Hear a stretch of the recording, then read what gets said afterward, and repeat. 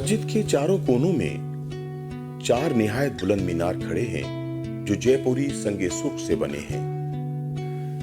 ये मीनार अपनी साख्त और बनावट के लिहाज से अगरचे सादा हैं, मगर मस्जिद की दिलकशी और जाहो जलाल में इजाफा करते हैं। मुमताज दानिश्वर और अदीब मुख्तार मसूद लिखते हैं, इस बरे सगीर में आलमगीरी मस्जिद के मीनारों के बाद जो पहला अहम मीनार मुकम्मल हुआ वो मीनारे करारदादे पाकिस्तान है। यूं तो मस्जिद और मीनार आमने सामने हैं, मगर इनके दरमियान ये जरा सी मसाफत जिसमें सिखों का गुरुद्वारा और फरंगियों का पड़ाव शामिल है, 3 सदियों पर मुहित है। मुगलों की सल्तनत को ज़वाल आया तो मस्जिद की बेहुरमती के दिन भी आए। जब मुसलमानों का जब ज़वाल होता है, जैसे कि देखते हैं हम कि औरंगज़ेब की जब डेथ होती है तो उसके जो बाद का तकरीबन 100 साल का अरसा ले लें, या जब यहाँ सिख आने शुरू हुए तो इतने ज़्यादा, मतलब बाद ऐसे हुक्मरान भी थे जो 2 दिन हुक्मरान रहे, जो 4 दिन रहे, कोई हफ्ता रहा, इस तरह के बहुत चेंजेस क्विकली आई चेंजेस। तो ये एक वैसा क्या कहते हैं तवाफ़ुल मलूकी का दौरा था। बादशाही मस्जिद का ये हुआ कि जब इनकी आपस में जंगें शुरू हुई, जितने जानशीन थे इसके रंजीत सिंह के, यानी मस्जिद के जो मीनार थे उनकी जो ऊपर की जो कियोस्क थी उनको रिमूव किया गया और वहाँ तोपें नस्ब कर दी गई। अब एक इनका जानशीन मस्जिद पे काबिज़ है और दूसरा जानशीन किले पे काबिज़ है, और वो दोनों एक दूसरे पे फायरिंग कर रहे हैं, कोई तोपों से, कोई बंदूकों से, कोई गोलियों से। नुकसान सारा मस्जिद को हुआ या किले को हुआ, और वो नुकसान को काफ़ी देर तक वो यूँ का त्यों ही रहा। मस्जिद को एक अस्तबल में तब्दील कर दिया गया, वहाँ घोड़े हाथी बांधने शुरू कर दिए। इधर किले में अपनी नौयत की बर्बादी शुरू हो गई। तो हम देखते हैं इस जो कश्मकश थी सिखों की आपस में, उसने मुसलमानों की जो हेरिटेज थी उसको बहुत नुकसान पहुँचाया। अंग्रेजों की हुकूमत में भी बादशाही मस्जिद और शाही कला को फौजी छावनी के तौर पर इस्तेमाल किया गया, लेकिन मुसलमानों की बढ़ती हुई नाराजगी के पेश नजर इसे फिर से मुसलमानों की इबादतगाह बना दिया गया।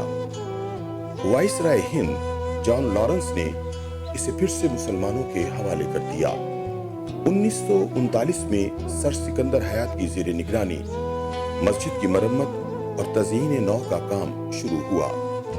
जब अंग्रेज आए हैं तो जहां दीगर इमारतें उनकी तवज्जो का मरकज़ बनी, मस्जिद वज़ीर खान जैसे थी, उसी तरह से बादशाही मस्जिद भी उनकी तवज्जो का मरकज़ बनी, मगर उसकी हालत ऐसी नहीं थी कि उसको इस हालत में मुसलमानों के हवाले किया जाता। सबसे अहम मसला फाइनेंसिस का था। अंग्रेज़ के पास इतने पैसे नहीं थे कि वो मुसलमानों की इन इबादतगाहों के ऊपर खर्च करता। फिर उन्होंने ये किया कि इसको मुसलमानों की जो एक अंजुमन थी उस वक़्त, उसके हवाले कर दिया कि आप इसकी देखभाल करें।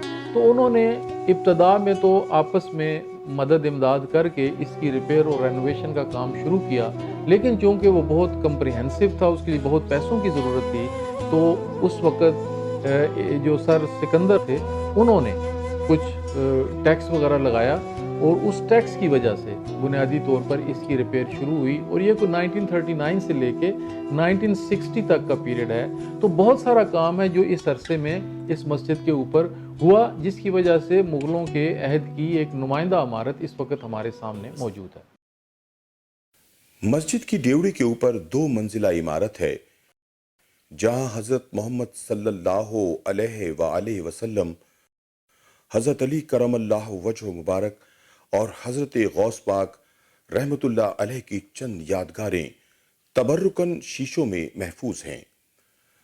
ऊपर की जो मंजिल है उसमें एक अजायब घर है जो कदीम इस्लामी दुनिया की नवादरात हैं उसमें रखी गई हैं, जिसमें हत्ता कि रसूल करीम का मुँह मुबारक भी शामिल है।